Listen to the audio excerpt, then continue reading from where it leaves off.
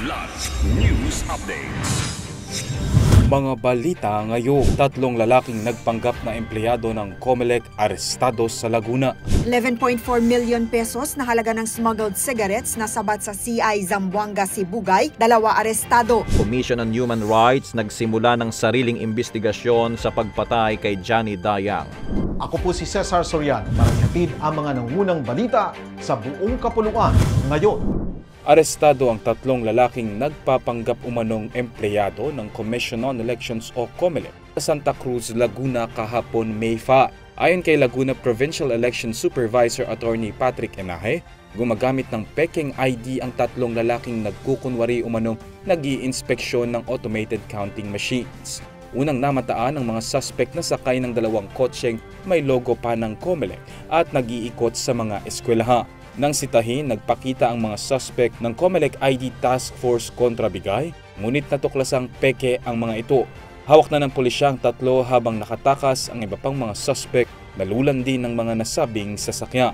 Nasabat ng pinagsamang pwersa ng pulisya ang smuggled na sigarilyo na tinatayang nagkakahalaga ng 11.4 million pesos sa operasyon sa karagatan ng CI Zamboanga, Sibugay, kamakailan. Arestado ang 2 lalaki mula Maluso, Basilan na nakasakay sa motorized bangka at tinangkang tumakas ng sitahin ng mga otoridad dahilan ng 1 oras na habulan. Nang mahuli na diskubre sa kanilang bangka ang 200 master cases ng Kingpin cigarettes na walang kaukulang dokumento. Nasamsam din ang mismong bangka na tinatayang nagkakahalaga ng 150,000 pesos.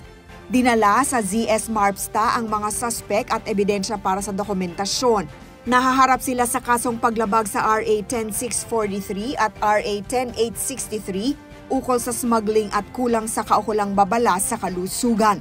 Nagsimula ang Commission on Human Rights o CHR ng sariling investigasyon ukol sa pagpatay sa veteranong mamamahayag na si Juan Johnny Dayang.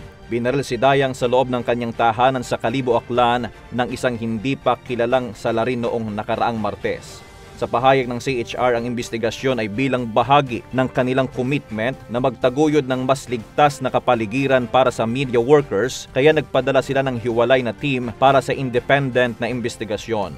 Hinimok din ng CHR ang mga miyembro ng media na agad i-report ang anumang insidente ng banta, harassment at pag-atake sa pamamagitan ng ALISTO, Alert Mechanism, isang inisyatiba upang mapalakas ang pagsuporta sa kaligtasan ng media.